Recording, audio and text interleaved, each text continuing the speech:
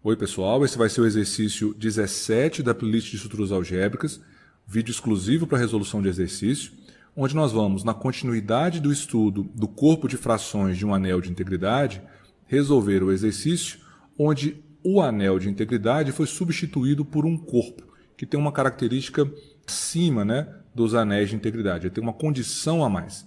Então, que exercício é esse? Sendo A um corpo, define-se o conjunto aqui dos pares ordenados, neste conjunto, dos pares ordenados de elementos de A por elementos de A não nulos, a relação de equivalência, que uma fração A sobre B, ou um par AB, está relacionado com um par CD quando AD for igual a BC, o que é equivalente, pensando como frações, que o produto dos meios é igual ao produto dos extremos, AD tem que ser igual a BC, como está aqui. A partir dessa relação de equivalência e considerando que A é um corpo, nós queremos determinar qual vai ser o corpo de frações desse corpo A.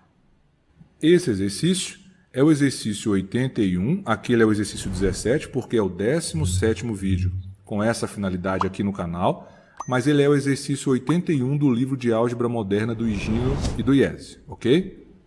Então, voltando para o enunciado, para a gente ter uma ideia de como determinar o corpo de frações desse corpo A, nós vamos trabalhar com um corpo mais básico que a gente conhece, que é o corpo dos racionais. Nós já sabemos que o conjunto dos racionais é um corpo, então qual é o corpo das frações de quê? Então eu vou pegar o A, que é um corpo aqui genérico, e trocar por um corpo específico, o corpo dos racionais, e ver o que a gente pode tirar de conclusão daí, para aí intuir qual vai ser o corpo de frações de A e depois verificarmos se ele satisfaz exatamente o que a gente acha que ele satisfaz.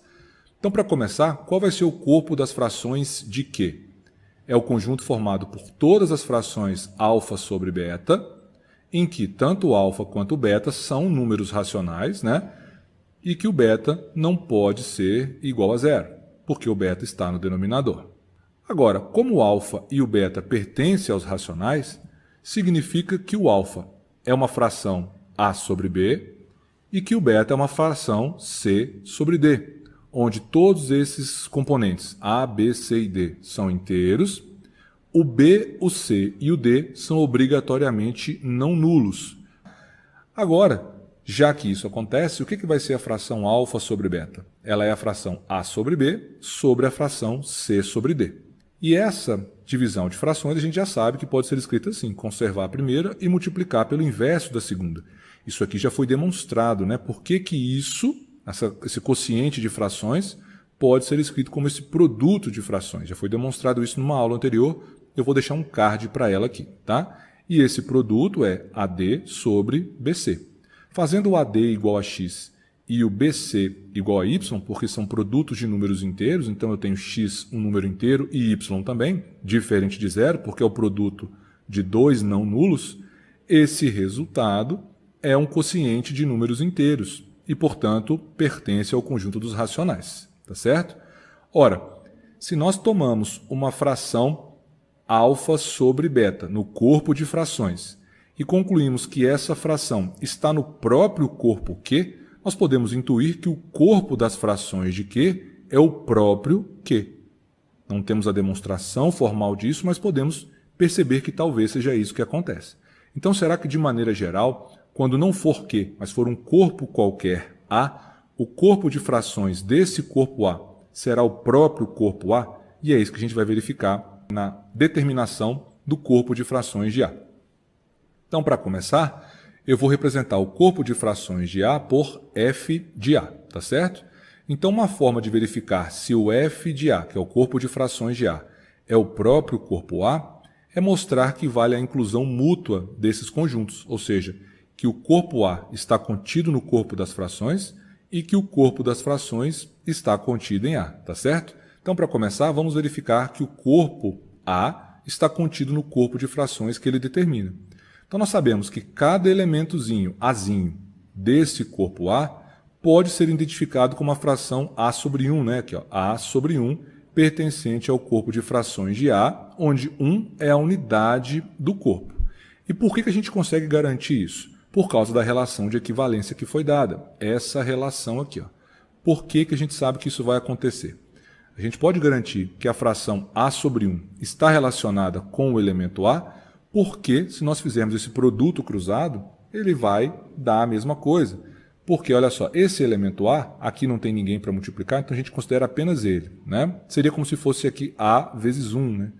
Então, pegando apenas o elemento A, ele pode ser escrito como 1 vezes A, correto? Porque 1 é a unidade, é o elemento neutro para essa operação.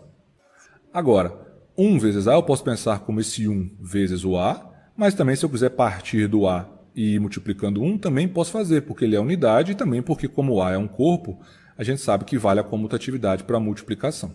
Então, como A é igual a A vezes 1, significa que aqui nessa relação, de fato, ela foi válida, a relação foi verificada.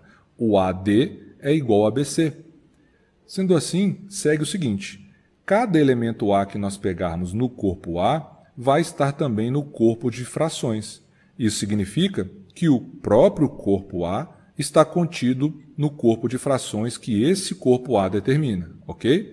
Já para provar a outra parte, que o corpo das frações de A está contido em A, basta tomarmos um elemento do corpo de frações de A. Esse elemento está representando um elemento qualquer desse corpo de frações. Poderia ser, inclusive, uma classe de frações, né?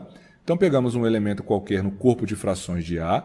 Então, tanto o numerador está em A, quanto o denominador. O denominador com a condição de que ele está em A, mas ele é um elemento não nulo de A, obrigatoriamente, tá?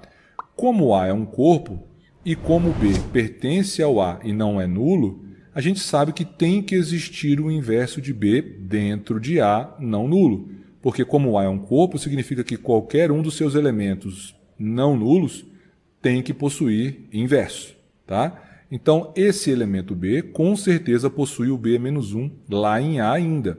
Além disso, pela relação de equivalência que foi dada, a gente pode escrever que o A sobre B é igual a AB a menos 1. Por quê? Novamente, se a gente multiplicar cruzado aqui, ó, B a B a menos 1, que está aqui, como todos esses elementos são de um corpo, vale a comutatividade, então isso aqui pode ser reescrito como AB, B a menos 1, ok? Só que B e B a menos 1 são inversos, então essa operação de B com B a menos 1 dá o neutro. Então teremos A operado com o neutro, que é o próprio A.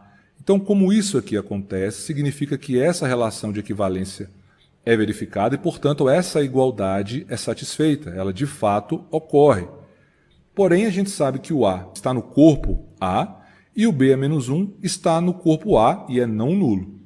Então, segue que essa fração A sobre B, que é AB a menos 1, com certeza tem que pertencer ao corpo A, porque A é um corpo e, portanto, vale o fechamento, ou seja, a operação de elementos que estão em A ainda está em A, como o Azinho, né, está em A, e o B a menos 1 também está em A, essa operação de elementos de A com certeza pertence a A devido a esse fechamento, ok?